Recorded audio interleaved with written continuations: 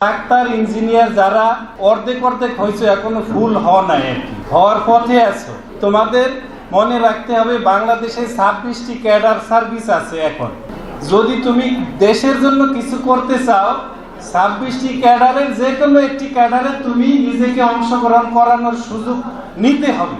এই সুযোগ তোমাকে কেউ দিবে না, তোমাকে নিজে নিতে হবে। এই জন্য তোমার পেশাগত বিদ্যার সাথে সাথে আমাদেরকে অন্যান্য কিছু আউট নলেজও আমাদেরকে নিতে হবে, যেটা এখন থেকে যদি না নাও সেটা পরবর্তীতে আর হবে না। আমি বহুত ইঞ্জিনিয়ার দেখছি, ইঞ্জিনিয়ারিং পাশ করার পরে, ডাক্তারি পাশ করার পরে তারা আর বিসিএস দিতে চায় না। এত বছর পড়ার পরে এখন আর ভালো লাগে না। কিন্তু যদি তুমি ডাক্তার হইতে চাও, সরকারি ডাক্তার হবা। সরকারি ডাক্তারের যদি যে সুযোগ আছে, এই সুযোগটা অন্য জায়গায় নাই। ইঞ্জিনিয়ার হইলে সরকারি ইঞ্জিনিয়ার হবা খুব দ্রুত, তুমি দেখবা যে একজন ভালো পর্যায়ে চলে যাবা। আমাদের দেশে অনেক ম্যান পাওয়ার আমরা বিদেশে পাঠাই, কিন্তু ভালো দক্ষতা থাকা সত্ত্বেও ভালো নলেজের কারণে, নলেজ বলতে তাদের ভাষা জ্ঞানের কারণে তারা ওই দেশে ভালো সুযোগ, ভালো অপরচুনিটি নিতে পারে না। তা আমি আশা করব তোমরা যারা ভালো ছাত্র আছো, ডাক্তার ইঞ্জিনিয়ার সহ অন্যান্য যে সকল বিশ্ববিদ্যালয়গুলি নিয়ে তোমরা পড়াশোনা করছো, তোমরা ভোলার ছেলে হিসাবে ভালো পেশা, ভালো জব, ভালো কাজ বেছে নিবা। আগামী দিনের একজন জেলা প্রশাসক বের হচ্ছে, আগামী দিনের একজন সিভিল সার্জন বের হচ্ছে, আগামী দিনের একজন এক্সিএন বের হচ্ছে, আগামী দিনের যারা দেশ পরিচালনা করবে এরাই কিন্তু তারা। তাদের মধ্য থেকে আজকে এখানে যারা উপস্থিত তাদের বেশিরভাগই একেবারে বাছাইকৃত। এরা সেই কৃতি ছাত্র যারা একদিন, যেমন আমরা 84 সালে ছাত্র ছিলাম, আজকে ভাইস প্রিন্সিপাল।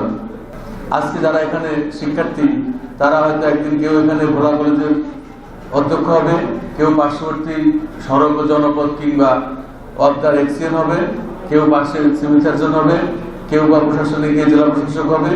আপনাদের সকলকে অভিনন্দন জানাই, ধন্যবাদ জানাই যে আপনারা আগামী দিনে দেশ পরিচালনায় গুরুত্বপূর্ণ ভূমিকা রাখবেন। একজন সচিব আমাকে বললেন যে বাংলাদেশের 40 জন সচিব, তার মধ্য থেকে 13 জন সচিব কুমিল্লার, মানে এত বেশি। আর আমাদের ভোলায় মেধাবী ছাত্র নেই, অনেকের বেশ ভোলায় তৈরি হয় না। কারণ হচ্ছে পরিবেশ। পরিবেশ এমন একটা জিনিস যেটা মানুষকে মানে সঠিক পথে পরিচালনা করতে সহায়তা করে।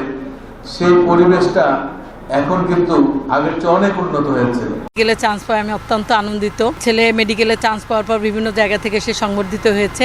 বিশেষ করে আজকে এই সংবর্ধনা অনুষ্ঠানটা আমার কাছে খুবই ভালো লেগেছে, কারণ এখানে ভোলা জেলায় যারা বিভিন্ন পাবলিক বিশ্ববিদ্যালয়, মেডিকেল এবং ইঞ্জিনিয়ারিংয়ে চান্স পেয়েছে তাদের একটা সম্মেলন ছিল এবং এখানে সবাই মিলিত হয়েছে এবং আগামীর ভোলা তাদের হাত থেকেই গড়ে উঠবে, এখানে সকলেই প্রত্যাশা করেছে। এই সব শিক্ষার্থীদের নিয়ে আমরা অত্যন্ত গর্বিত। আমি হাসনাইন রাফিদ, বর্তমানে বাংলাদেশ ইউনিভার্সিটি টেক্সটাইল বুটেক্সে অধ্যয়নরত অবস্থায় আছি, বিএসসি ফার্স্ট ইয়ার। আমার স্কুল ছিল ভোলা সরকারি উচ্চ বিদ্যালয় এবং কলেজ হলো ভোলা সরকারি কলেজ, এবং আমি বর্তমানে আমার প্রাণপ্রিয় কলেজে অবস্থান করছি।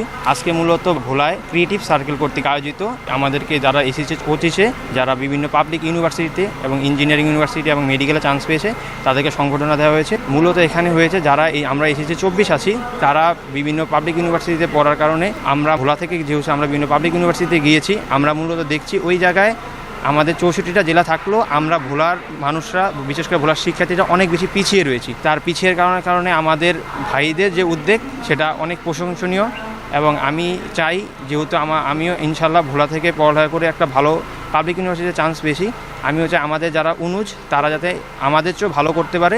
এবং আজকের এই অনুষ্ঠানে আসতে পেরে আমি নিজেকে অনেক গর্বিত বোধ করছি এবং নিজে অনেক আনন্দিত। সবশেষ আরেকটা কথা হলো যে আমার অনুজদের প্রতি, তারা হলো যে আমরা ভোলায় যারা আছি তারা অনেক জ্ঞান মানে পরিবেশগতভাবে পিছিয়ে থাকলেও কিন্তু আমরা যদি নিজেরা পরিশ্রম করি এবং আমাদের যদি লক্ষ্য ঠিক থাকে তাহলে ইনশাল্লাহ আমরা অনেক ভালো জায়গায় যেতে পারবো বলে আমি মনে করি।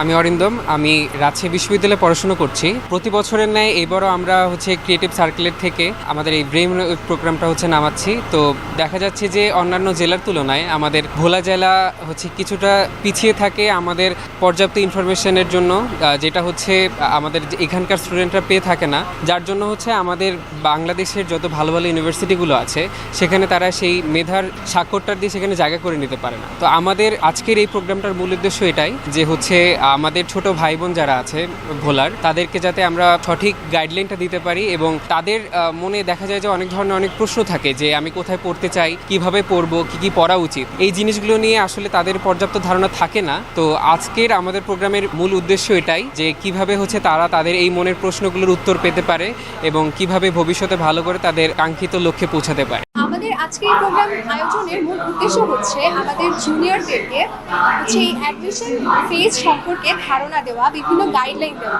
কারণ দেখা যায় যে অ্যাডমিশন সময়টা আসলে খুবই অল্প একটি সময় এবং এই সময় যদি কেউ প্রপার গাইডলাইন না পায় তাহলে তার জন্য এটি অনেক কঠিন একটা পর্যায় হয়। তো দেখা যায় যে তারা প্রপার গাইডলাইনের অভাবে বিভিন্ন জায়গায় চান্স পায় না, কিন্তু দেখা যায় যে তারা কোচিং করতে যায় ঠিকই, বিভিন্ন অর্থ খরচ করে অনেক, কিন্তু তার ফলাফল পায় না। তো এই জন্য আমাদের উদ্দেশ্য এটি ছিল যাতে তাদেরকে প্রপার গাইডলাইন প্রোভাইড করা যায় এবং আমরা তাদের জন্য একটি অলিম্পিয়াডেরও আয়োজন করছি, যার মাধ্যমে তারা অ্যাডমিশনের প্রশ্নগুলো সম্পর্কে ধারণা পাবে। এই বছর এইচএসসি 24 ব্যাচ থেকে যারা বিভিন্ন পাবলিক বিশ্ববিদ্যালয়, ইঞ্জিনিয়ারিং ইউনিভার্সিটি, তারপর মেডিকেল কলেজে চান্স পেয়েছে, আমরা তাদের জন্য একটি সংবর্ধনার আয়োজন করেছি।